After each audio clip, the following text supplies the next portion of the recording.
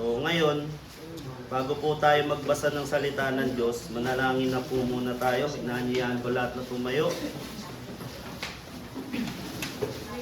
Panginoong Diyos na dakila, makapangyarihan sa lahat. Maraming salamat, Panginoon, sa panibagong araw, sa panibagong buhay, Panginoon. Pinupuri ka namin, sinasamba at sinasampalataya. Salamat, Lord, sa patuloy niyo pong kahabagan, kabutihan sa amin. Lahat ng meron kami, Panginoon, at mga kayang gawin, Panginoon, na hindi namin magagawa kung hindi po dahil sa inyong biyaya, Panginoon. Salamat, Lord, sa biyaya ng kaligtasan, sa biyaya ng kalakasan, sa biyaya ng mga provision, sa mga pangangailangan namin sa araw-araw, Panginoon. Lahat po yan ay galing sa inyo, Panginoon. I-bless niyo po ang mensahe na ihahatid po ngayong umaga, Panginoon. Nawa magamit namin ito sa ikaluluwalhati at ikatataas ng iyong dakilang pangalan. I-bless nyo rin po lahat ng mga gawain ngayong araw, ang anniversary, Panginoon, sa gawain sa Heroesville, Panginoon, maging ang aming practice mamaya sa choir. Kayo po ang manguna sa bawat isa, Panginoon. O Diyos Banal na Espiritu, Lord, ito po ang magpatnubay sa amin, sa bawat isa. Patawad sa aming mga pagkakasala at pagkukulang. Ito po yung aming samot dalangin sa pangalan ng Panginoong Hesus. Amen. So let's open our Bibles to the book of Romans, chapter 5. Upo na.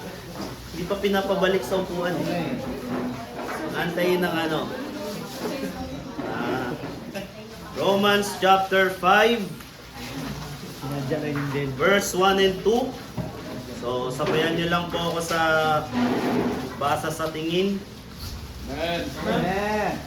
Romans chapter 5 verse 1. Therefore, being justified by faith, we have peace with God through our Lord Jesus Christ, by whom also we have access by faith into this grace, wherein we stand and rejoice in hope of the glory of God.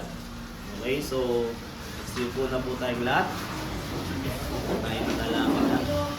Pamagat po ng ating mensahe ngayong umaga ay our access to grace. Pamilyar na po tayo sa ibig sabihin ng grace o biyaya. Grace is undeserved favor. It is an undeserved merit or undeserved kindness. Ibig sabihin, hindi tayo karapat-dapat para sa isang bagay na yan, pero binigyan tayo ng karapatan. Kahit hindi tayo deserving. Kahit sa mukha pa lang natin, hindi talaga tayo deserving sa grace. Pero ganon kamapagmahal ang ating Diyos na sinasamba, kaya binigyan niya tayo ng biyaya. Amen? Ang grace ay hindi natin yan na basta-basta din nakukuha. Merong isang bagay na dapat meron sa atin para magkaroon tayo ng access sa grace, di ba? Parang sa bangko, ba merong vault diyan na doon talaga naka-store lahat ng mga ginto, mga alahas, mga sikreto ng mga tao na nagde-deposit doon. Di ba? Merong certain vault diyan sa isang bangko na kung saan ay hindi lahat ng tao ay may access doon sa vault na yon. Kadalasan yung director o yung mga manager, yung mga matataas lang na posisyon ang merong access doon sa vault. Meron silang certain code, pwedeng number, pwedeng fingerprint, pwedeng card, pwedeng kikindat lang, tapos bubukas na yung vault. Diba? Pwede yung muka, pwedeng sasabi ka lang ng open sesame, tapos bubukas na yung vault. Diba? Hindi lahat nabibigyan doon ng access. Pero sa biyaya ng Panginoon, lahat ay posibleng magkaroon ng access. At ang access po natin doon ay sa pamamagitan ng pananampalataya. Faith is our access to grace. Dahil sa pananampalataya, tayo'y naniniwala sa Diyos, nagkaroon tayo ng peace. Nagkaroon tayo muling communion sa Kanya. Ibig sabihin, nakasundo natin siya ulit, naging isa tayo muli sa Kanya. Dahil technically lahat tayo ay spiritually dead. We are all separated from God. Amen? Pero magmula nung tayo'y muling nanampalataya sa Kanya, nagkaroon ng faith, nagkaroon ulit tayo ng peace sa Diyos. Amen? So ang faith ay ang access natin sa Panginoon, sa biyaya niya. And without faith, it is impossible to please God. Diba? Sabi sa Hebrews 11 verse 1. Amen? Faith is very powerful. Diba? Sabi nga ng Panginoong Jesus, faith can remove mountains. Kayang magpalipat ng isang bundok. Hindi lang basta upuan, hindi lang basta maliit na bagay. Ganon ka-powerful ang faith, ang pananampalataya. Ang problema lang na nakikita ko sa panahon natin ngayon, maraming mga tao na minamaliit ang pananampalataya. Minamaliit ang kapangyarihan ng faith, yung power ng faith. Bakit?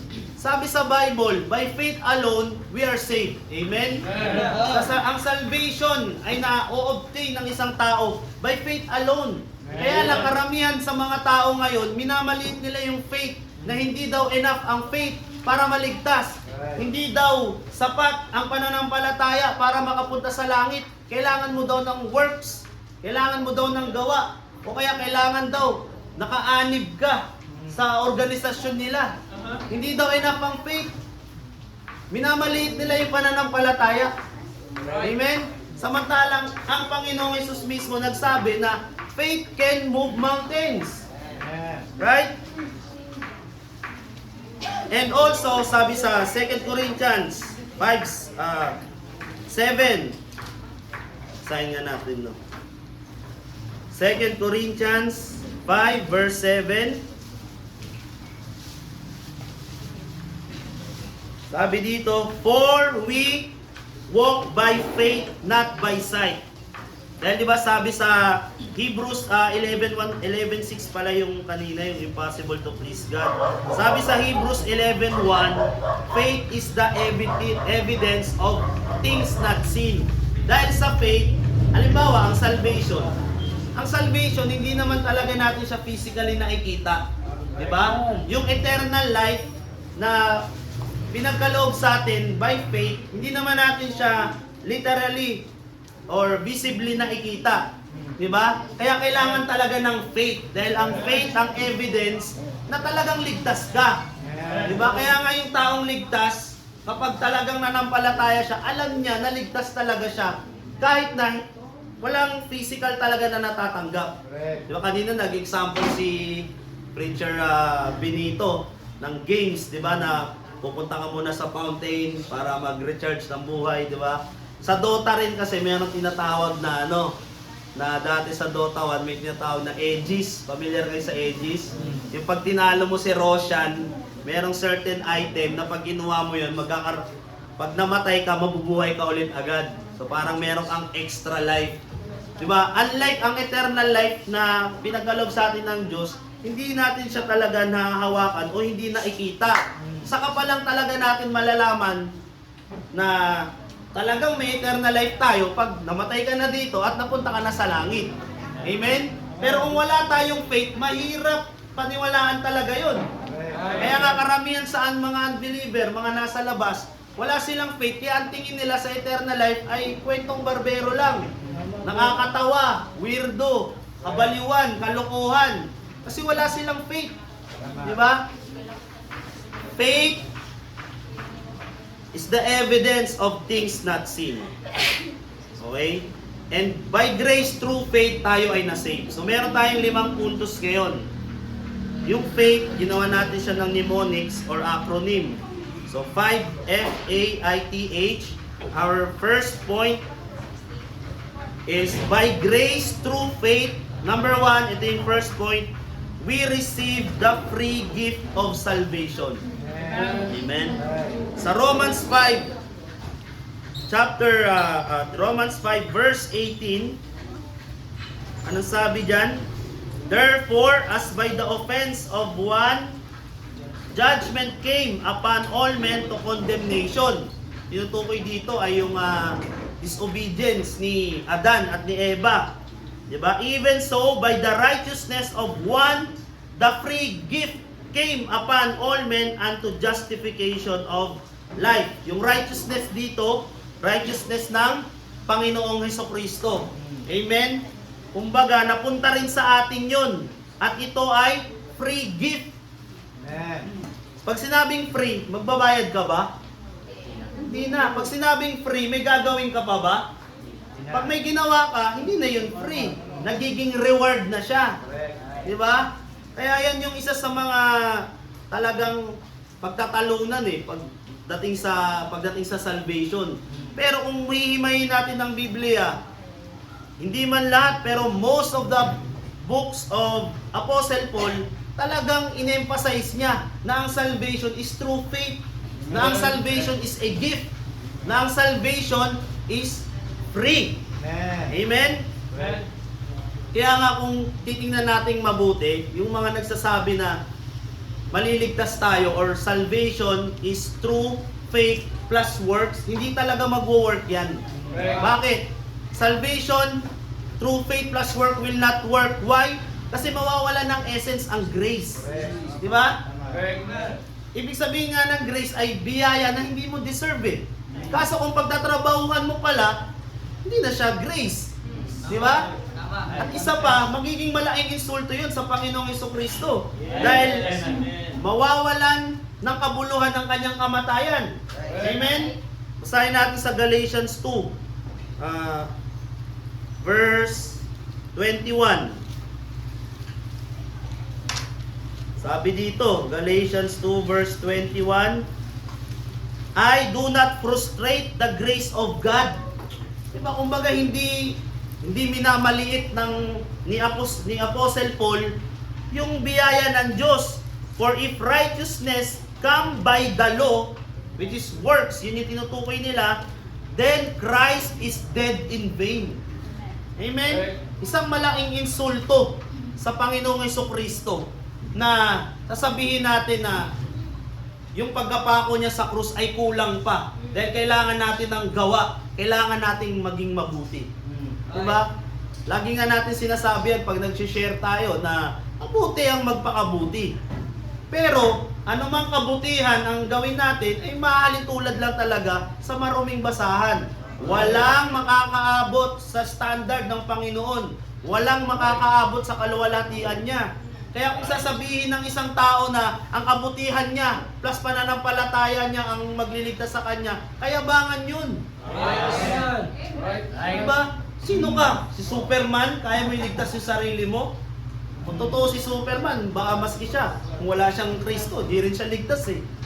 Diba? Isang insulto sa Panginoong Jesus na sasabihin natin na kulang ang pananampalataya. Diba? Yan nga yung nakakalungkot ngayon dahil marami talaga ngayon ang nangangaral at nagsasabi na kailangan natin ng gawa. Tapos gagamitin nila yung sinabi ni Santiago na kailangan daw i-work out ang salvation. Diba? Madalas na natin yan naririnig sa preaching kung ano ba talaga ibig sabihin ng workout. Ibig sabihin ng i-work out ang salvation, ipakita talaga natin na ligtas tayo. Diba? Kung ligtas ka, ibig sabihin may lalabas sa'yo na good works. Hindi yung maglalabas ka ng good works para maligtas ka. Maligtad yun. Diba? Merong iba nagsasabi, ba't si Noah? So, kung sa faith lang siya naligtas, maliligtas ba siya kung hindi siya gumawa ng arko? Maliligtas ba siya kung hindi siya gumawa ng arko? Kung paikinggan mong maigi, parang tama eh. Diba? Parang tama o ano? Paano siya maliligtas kung faith lang, hindi siya gumawa ng arko? Mali yung tanong. Dahil ang totoong tanong, gagawa ba si Noah ng arko kung wala siyang faith? Yes. Diba? Lalo nung panahon nila Noah na walang ulan. Tapos sasabihan siya ng Diyos na gumawa ka ng arko kasi 40 days. Magpapaulan ako, babaha dito. Diba? Kung wala siyang pananampalataya sa Panginoon, hindi siya maniniwala sa Paginoon. Pag di siya naniwala sa Panginoon, hindi siya gagawa ng arko. Diba? Kaya sa faith talaga tayo naliligtas. Dahil sa faith na justify si Abraham. Dahil sa faith na justify si Moses. Ganon din tayo. Amen? Kaya yung mga nangangaral, yung mga naniniwala sa mga pangaral na ang salvation ay through faith plus works, alam niyo ang tawag sa kanila ni Apostol Pablo? Mga mangmang. Basahin natin yun. Galatians 3. Galatians 3. Sabi niya dito, oh foolish! Alam niyo yung foolish? Yung mga graduate ng criminologist. Ha? Police yun, police. Oh foolish Galatians, who hath bewitched you, that ye should not obey the truth, before whose eyes Jesus Christ hath been evidently set forth, crucified among you? This only would I learn of you, receive ye the Spirit by works of the law, or by the hearing of faith? Sabi niya, kayong mga mangmang, sino bang nag-ano sa inyo? Ng loko, bewitched, ng loko, ng kulam, di ba? Parang kinulam kasi parang mindset binali yung paniniwala nila eh. Sino ba nanloko sa inyo? Saan nyo ba na-receive ang Spirit? Di ba? Pag na-receive natin ang Spirit, ibig sabihin, naligtas tayo. Di ba? Paano nyo ba na-receive ang Spirit o paano ba kayo naligtas? By works of the law ba? Or by hearing of faith? Di ba? Are ye so foolish, having begun in the Spirit? Are ye now made perfect by the flesh? Perfecto ka na ba? Na kaya mong perfectin yung law? Na lahat ay kaya mong gawin? Di ba? Kaya, sabi ni Apostle Pablo, kamangmangan ang paniniwala. Ang maniwala ka sa pangangaral na hindi sumusunod sa katotohanan. At ano ang katotohanan na yun? Na ang Panginoong Jesucristo lang ang tanging daan patungo sa langit. Hindi religion. Hindi organized group. Hindi sarili mong gawa. Hindi pastor, hindi pare, hindi ministro, hindi si Maria, hindi kung ano man. Tanging ang Panginoong Jesucristo lang. Amen? At pag may dinagdag ka dyan, sabi ng Bible, isa kang mangmang. Amen? So, by faith, nakuha natin ang salvation ng libre. Libre, di ba? Sabi sa Romans 10:14, how shall they believe if they do not heard? Kaya nga tayo mga manggagawa dito ay malaki rin talaga ang ating responsibilidad para sa kaluluwa ng mga tao. Amen? Dahil paano nga nila maririnig paano nila maririnig kung walang preacher? Walang nagso-soul winning. Amen? Diba? So tayo, meron tayong pananagutan sa Diyos. Dahil niligtas tayo, hindi naman pwede na tayo lang ang ligtas. Amen? Dahil pag tayo lang ang ligtas, hindi tayo nagsishare ng gospel, hindi tayo nagpipreach, hindi tayo nagbibigay ng tracts. Pagiging makasarili yun. Di ba? Naalala ko nung nasa probinsya kami, nag-aaral ako doon first year high school eh. Tapos meron doon mga mangingisda, magkakapatid sila. 7 magkakapatid na mangingisda. Grabe, isang araw sobrang dami nilang huli talaga. Nasa sobrang dami ng huli nila, yung mga kapitbahay kami, pwede kaming mamulot. Kung ano yung makuha namin, amin na yun. Kasi sobrang dami, hindi talaga nila mauubos eh. Parang ganun ang biyaya ng Diyos.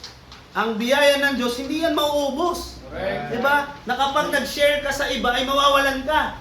Diba? Pag nag-share ka ba ng gospel sa iba, may mawawala sa'yo? Wala. Magkakaroon ka pa nga. Kasi magiging masaya ka eh. Plus, i-account pa yan ng Panginoon sa'yo pagdating mo sa langit. Amen? Diba? Kaya bakit tayo magdadamot mag-share ng gospel sa iba? Amen? Pangalawa, mahal tayo ng Diyos, kaya niligtas niya tayo. At kung mahal din natin siya, dapat gawin din natin kung ano yung kalooban niya. Which is yung maligtas din ang mga tao, yung mga hindi saved. Amen? Through faith, we receive the free gift of salvation. Number 2, by grace through faith, we became, ito na yung letter A, we became the adopted children of God. Romans 8 verse 15, basahin natin. Romans 8 verse 15 o 14, start natin sa 14. For as many as are led by the Spirit of God, they are the sons of God. For ye have not received the spirit of bondage again to fear, but ye have received the spirit of adoption. Diba? Whereby we cry, Abba, Father. The Spirit itself beareth witness with our spirit that we are the children of God. And if children, then heirs, heirs of God, and joint heirs with Christ. If so, be that we suffer with Him, that we may be also glorified together. Imagine mo, dahil lang sa pananampalataya, dahil lang sa faith, naging anak ka na ng Diyos. Hindi ka lang basta anak, tagapagmana ka pa. Diba? Imagine mo, anak ka ng isang mayaman, tapos tagapagmana ka. Grabing privilege yun.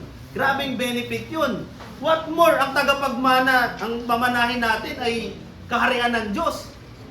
Amen? And since heirs of God na tayo, di ba?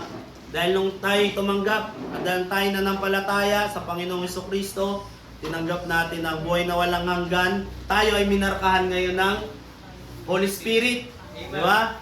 Naging anak tayo ng Diyos. At kung anak na tayo ng Diyos, dapat we must act and behave like a son of God. Di ba? Imaginin mo si Sandro Marcos. Anak siya ng presidente. Tapos pag makikita mo sa mga video-video, naka-short lang na short pa, di ba? Naka-chinelas lang, pupunta sa kung saan-saan. Di ba? Ibig sabihin, kung siya nga na anak ng presidente ay nagbe-behave o nag-a-act mula sa kanyang pananalita, mula sa kanyang pananamit, mula sa kanyang gawa, kung paano talaga maging isang anak ng presidente, what more tayo, anak tayo ng Diyos. Amen? Correct. Amen. Diba, minsan nga lang sa reality, di ba? Yung iba, anak lang ni ganito, pero kung umasta, kala mo, anak na ng hari. May mga ganun eh. Di ba? Minsan, kung sino pa yung mga anak, mas mayabang pa sila sa magulang. Correct. Di ba? So tayong mga anak ng Diyos, diba, nakaka-bless na anak niya tayo. Minsan nga eh, kapag naiisip ko yung naanak na ako ng Diyos, nag-iiba yung tindig mo. Mag-iiba yung lakad mo. Di ba? Anak ka na ng Diyos eh. Ibig sabihin, kahit saan ka pumunta, anak ka niya, di ka niya pababayaan, iingatan ka niya. Kahapon, nagpunta kami sa EB Town. Nagagaling namin ng check-up. Sakay kami ni Rad, sa jeep kami. Tapos umambon. Wala kaming wala kaming payong. Pero pambira, pagbaba namin ng jeep, walang ulan. Tapos na yung ulan doon, basa na yung sahig eh. That's a favor from God. Bakit? Anak niya tayo eh. Di ba? Ang mga anak ko, walang payong, pambira. Tininto niya ngayon yung ulan. Tingin niyo that's a coincidence? Hindi, walang coincidence sa Diyos. Amen? So, meron talaga tayong pabor pag anak tayo ng Diyos. Kaya dapat tayo mag-behave and we act. We speak, we talk, and we... Ano bang English na Basta manamit tayo na parang anak ng Diyos. We dress like a son of God. Diba, Dong? Amen. Ang barong dapat. Pati yung haircut. Dapat panganak ng Diyos. Batin? Siyempre, anak ng Diyos eh. Sorry po. Kilala niyo si Pepe Smith? Di ba rock style si Pepe Smith? Rugged na rugged yung damit. Yung anak niya, rugged din yung damit. Tapos long hair din. Maintindihan mo, anak ng rockstar eh. Di ba? Pero kung anak ka ng Diyos, tapos mukha kang rockstar, hindi mo maintindihan yan. Di ba?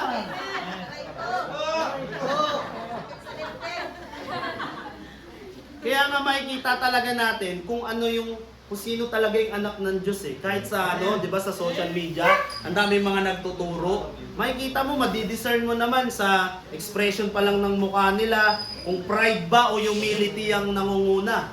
Di ba? Yung approach nila na gusto nila sila lang ang tama, makikita mo eh. Sa pananalita nila, sa pananamit pa lang, ang ganda sana ng turo, kaya lang, paano ko maniniwala na anak ka ng Diyos, yung buhok mo pang anak ng yawa? May ganun, di ba?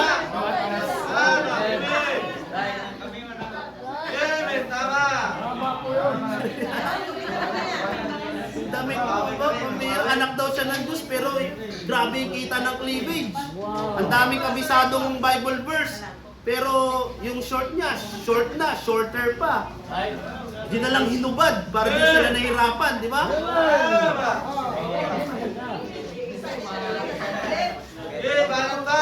Ibig ko sabihin, anak na tayo ng Diyos eh. Kaya makikita mo, ito. Di ba sabi nga ni Brad Paul one time nung nandun kami sa Heroesville, malalaman mo kapag taga ganito.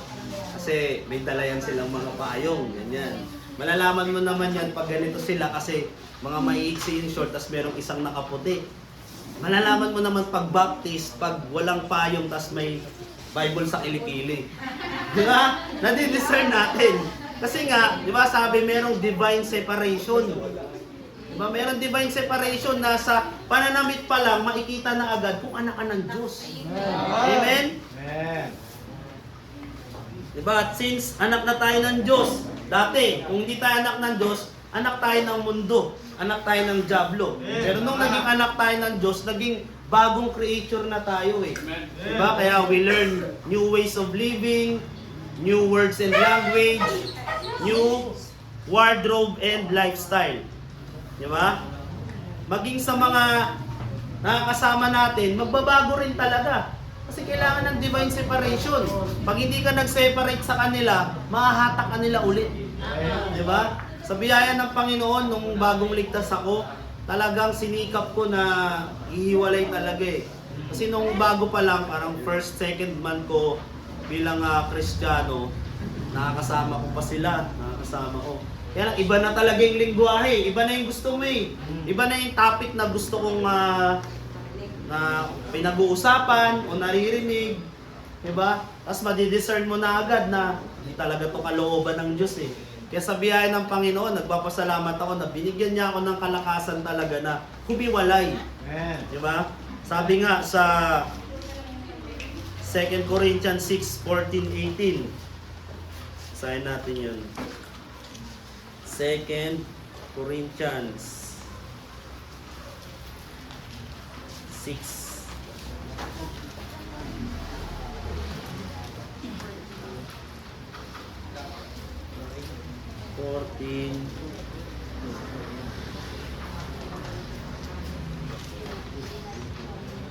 Dito.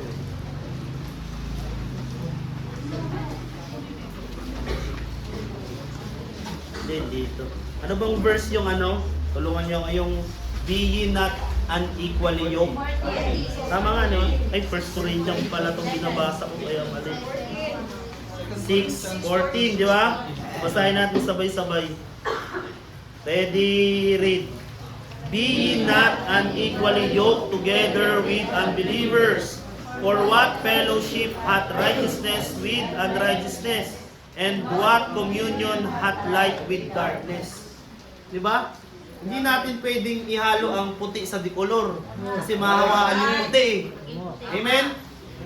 Ganon din sa pamumuhay bilang Kristiyano. Kahit anong sabihin natin, tibay natin at tatag natin, pag nakipag-associate pa rin talaga tayo sa kanila, mahawaan at mahawaan tayo. Bakit? Kasi nasa flesh pa tayo eh. Nature pa natin magkasala. Amen? So kung ang mga associate natin, mga kasama natin, circle natin, normal lang sa kanila magkasala, darating ang time magiging normal ulit sa atin magkasala. Diba? Kailan lang tayo makikipag-duel sa kanila, makikisalamuha sa kanila? Pag dadaigin natin ang kanilang kaluluwa para sa Panginoon. Amen? Amen. Anak na tayo ng Diyos eh. No? Mas masaya na kasama mo, mga anak din ng Diyos. Diba? Kasi kung hindi ka masaya na kasama mo, anak ng Diyos, sasabihin mo, anak ka rin ng Diyos, pero hindi ka masaya. Pero ba gano'n na hindi ka masaya sa sarili mong pamilya? Maghahanap ka pa sa iba? Diba? Bakit nung ka pa maghanap ng kaibigan? Nandito naman si Dudong. Pwede ka niyang ipalit kay RC.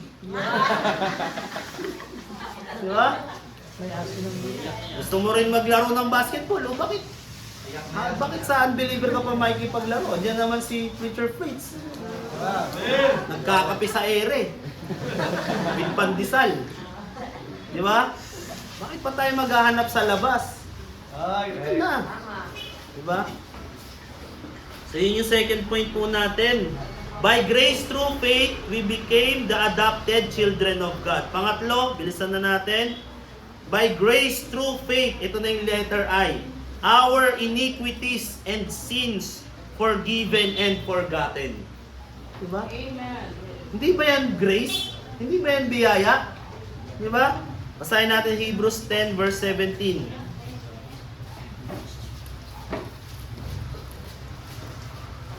Hebrews 10 verse 17. And their sins and iniquities will I remember no more. Ito yung kaibahan ng Diyos sa tao eh. Ang tao, makakalimutan niya yung kabutihan na ginawa mo. Ang maalala niya lang, yung mali. Kaya nga sa 10 ginawa mong tama, isang mali lang yan. Yun talaga yung matatandaan niya eh. Diba? Ang Diyos natin, hindi ganun. Iba ang Diyos. Kakalimutan niya yung mga mali natin, yung mga kasalanan natin. At ang matatandaan niya sa atin ay yung mga kabutihan na ginawa natin. As long na humble tayo para i-confess at i-repent yung ating mga kasalanan. Imagine mo, Moy, yung dati mong pagsisinungaling, nung hiningi mo ng tawad, kinalimutan na yung Diyos, na ng Diyos, di ba? Yung dati mong pangungupit sa nanay mo, nung kinonfess mo sa Panginoon, kinalimutan niya na yon. Yung pangangalunya mo, kakalimutan niya ng Panginoon. Lahat ng kasalanan natin, basta humble tayo to confess and to repent, kakalimutan yun ng Diyos. Ganun kabuti ang Diyos natin. Amen?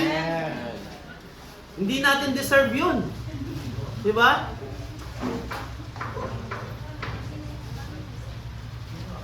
Yung lahat, kakalimutan niya, papatawarin niya. Ako nga, ako dyan eh, guilty ako eh, kasi minsan ako talagang sumama loob ko sa mga kamag-anak ko rin. Talagang sinasabi ko noon na pinapatawad ko na sila. Di ba ganun siya sa mga tao? Pinapatawad ko na sila, pero hindi ko makakalimutan ang ginawa nila. Paano kaya talaga natin patatawarin kung hindi naman natin kinalimutan? Di ba? Pero ang Diyos, pag hiningi mo ng tawad, kakalimutan niya rin. Amen? And that's grace. Biyaya yan. Hindi natin yan deserve. Amen? Amen. Last point na. Last point na ba to? Hindi, letter T pa. Letter T. By grace through faith, we obtain the teachings of the Holy Spirit. Amen. Anong tinanggap? Nung tayo nanampalataya sa Panginoong Hesukristo, natanggap natin ang Holy Spirit. Tinatakan niya tayo.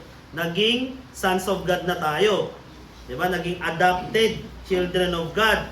And nung kinonfess natin ang ating mga kasalanan, iniquities and sins are forgiven and forgotten. Now, dahil anak na tayo ng Diyos, hindi naman natin kaya na magpakaanak ng Diyos sa sarili lang nating kakayanan. Amen? Kaya kailangan natin ng tulong at turo ng Holy Spirit. Amen? Basahin natin sa John 14:26.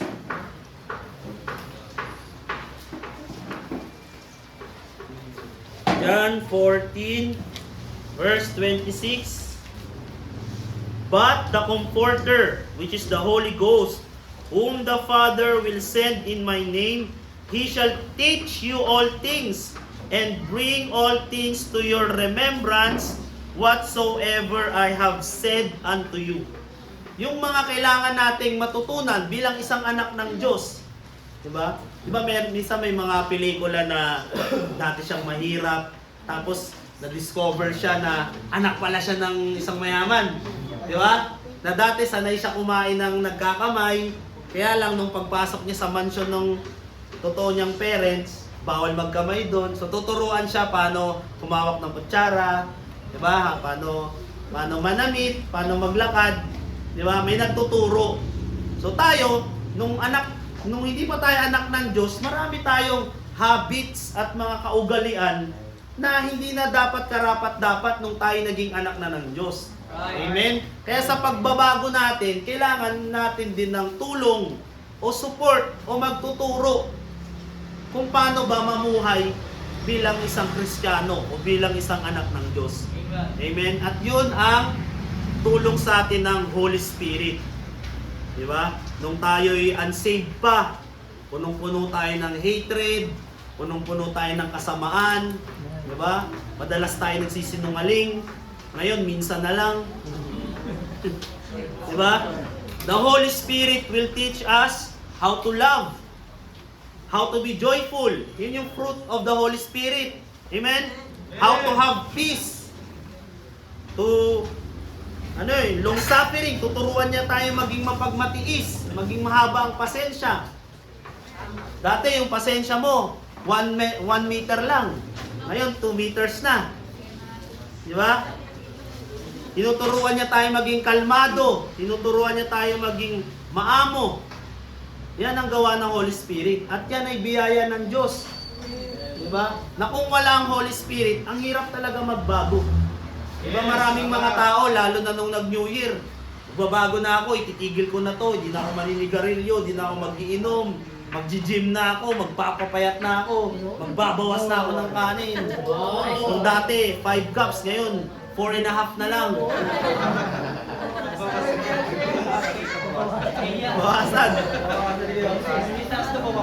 Diba? Yes, may mga tao na nagbabago out of their own free will. Pero mahirap. Amen? Kadalasan nga niyan, babalik pa sila sa dati nilang buhay. Amen? Pero kung meron na tayong Holy Spirit sa buhay, ipapaalala niya sa atin yung mga dapat at mga hindi dapat. Kaya nga sabi niya, di ba? And bring all things to your remembrance. Lahat ng tinuro ng Panginoon sa mga apostle niya, ituturo ulit at ipapaalala ng Holy Spirit. Diba? Minsan, meron tayong mga habits o mga masamang kaugalian na nababalik natin. Diba? Pero ipapaalala ulit din ng Holy Spirit na huwag na yan. Hindi ka na anak ng Diyos. Ay, hindi.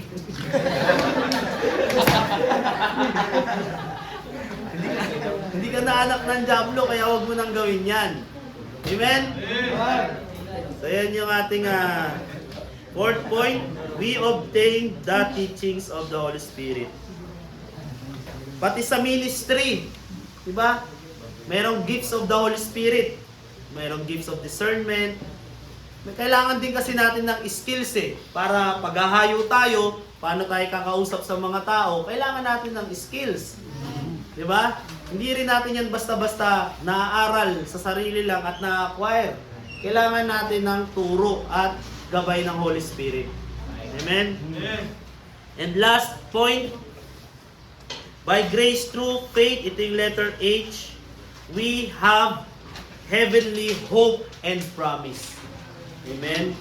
Diba? Sabi nga, minsan, nakakapagod na paulit-ulit, hahayo, paulit-ulit, paulit-ulit kayo, gigising ng alas 5. Diba? Paulit-ulit na hayo, paulit-ulit mag-preaching. Pero sabi nga sa Bible, yung mga pagpapagal natin ay hindi na magtatagal kasi kukunin ka na. Ang pagpapagal natin ay hindi mauuwi sa walang kabuluhan. Bakit? May reward na nag-aantay eh. Diba? Basahin natin yung sa John yun. Yung there are many mansions. John 14, verse 1. Sabay-sabay natin basahin para ganahan kayo. John 14, verse 1 to 2. Okay. Hanggang 3. Last na to. John 14:1, verse 1, ready, read. Let not your heart be troubled. You believe in God, believe also in me. In my Father's house are many mansions. If it were not so, I would have told you. I go to prepare a place for you. And if I go and prepare a place for you, I will come again and receive you unto myself, that where I am, there ye may be also. Diba? That's a heavenly hope and heavenly promise. Ang Panginoon na nagsabi. Sabi niya, sa bahay ng kanyang ama ay maraming mansyon. Amen. Diba? Pero sa ibang translation, yung mansion dyan ay rooms lang. Grabe, no? Parang minamaliit nila yung Diyos. Either minamali, sa NIV kasi, ang nakalagay dyan, in my Father's house are many rooms. Diba? Sabi nga, ng Panginoong Yesus, mansion. Mansion eh. Mansion yung nire-ready niya para sa atin. Hindi lang basta kwarto. Kaya yung nagsulat ng NIV, yung nag-translate nun, either minamaliit niya ang Diyos o ibang Diyos ang tinutukoy niya. Diba? Kasi yung Diyos natin mayaman. Ibig sabihin, yung reward na nire-ready niya para sa atin ay hindi niya tinitipid. Mansion ang binibigay. Kung dito nangungupahan lang tayo, 7,000 per month. O kaya yung bahay natin ay mortgage, sabihin, hulugan. Sa langit, may mansyon na nakaabang sa'yo. Amen. Ang panalangin ko nga lang sa Panginoon, pagdating ko doon, tapos i-award na sa akin yung yung mansion ko. Meron kayang susi din yun na malaki. Di ba ganun niya pag ina-award yung bahay, may susi na malaki, tapos picture ng ganun. Panalangin ko lang sa Panginoon, sana pwedeng mamili ng kapitbahay, no? Lord, pwede ba huwag kami magkapitbahay ni Dudong G? Diba? Ganon ka-generous ang ating Diyos. God is a God of hope. Kaya yung pagpapadal natin dito, hindi yan basta wala lang. Diba? Kaya hindi yan maintindihan ng mga unbelievers kasi wala silang faith. Faith ang nagpapatibay sa atin. Faith ang nagpapahawak sa atin na kahit nahihirapan tayo, ay nagtatrabaho pa rin tayo para sa Panginoon. Bakit? Kasi sabi niya I go to prepare a place for you. May hinanda siyang lugar para sa atin. Di ba? Imagine mo yung isang kamag-anak na matagal niyang hindi nakita yung anak niyang OFW. Pag uuwi yan, di ba magre-ready yan? Maghahanda yan ng spaghetti with even cheese. Di ba? Maglalagay pa yan ng banner. Maglalagay ng welcome home. Di ba? Sa atin hindi lang basta ganun ang paghahanda ng Panginoon. Mansyon ang inahanda niya para sa atin. Di ba? Kaya huwag tayo mapagod. Tingnan nyo kung gaano tayo kamahal ng Panginoong Jesus, ha? Tingnan nyo. Diyos siya. Ang ganda ng buhay niya sa langit. Nasa trono niya. Di ba? Pero hinubad niya yung pagka-Diyos niya. Bumaba siya sa lupa, nagkatawang tao para sa iyo. Para sa atin. Di ba? Bumaba siya para sa atin. At sabi dito, bumalik siya ulit sa langit. Bakit siya bumalik? Para magpahinga na? Hindi. Bumalik siya para ihanda yung lugar na para sa atin. Bumaba siya para sa atin, umakyat siya ulit para sa atin. Tayo ang lagi niyang iniisip. Tapos tayo, papatay-patay. Tayo magkukuyakoy. Tayo magpapahinga, walang gagawin. Pero ang Panginoong Hesus hanggang ngayon may ginagawa pa rin sa langit. Nire-ready niya yung lugar para sa atin. At ano pang sabi niya? And if I go and prepare a place for you, I will come again. Babalik siya ulit para sa atin. Bumaba siya para sa atin, umakyat siya para sa atin, at bababa siya ulit para sa atin. Para i-receive niya tayo. Amen? Ganun tayo kamahal ng Panginoong Hesus. Kaya ano ba naman yung sasama tayo sa mga ministry, mag-aabot ng tracts, magtuturo sa mga bata, magtuturo sa mga unsaved, magdadaig ng kaluluwa, ano ba naman yun? Di ba? Palit kaya tayo ng posisyon ng Panginoong Hesus. Tayo yung mag-prepare ng mansion. Baka hindi natin kaya. Hindi talaga natin kaya. Di ba? So nagbigay siya sa atin dito ng gagawin natin na kaya natin. Pero after nyan, tayo naging faithful, pinulfill natin ang ating ministry, at tayo kinumpleto natin, tinapos natin ang race bilang isang Kristiyano. After nun ay may reward. Amen? Amen. Hindi ba kayo excited doon? Baka sa sobrang excited mo, gusto mo na mauna doon, ha? Sama natin sa prayer request. Di ba? That's how powerful faith is. Dahil sa faith, nagkaroon tayo ng access sa biyaya ng Panginoon.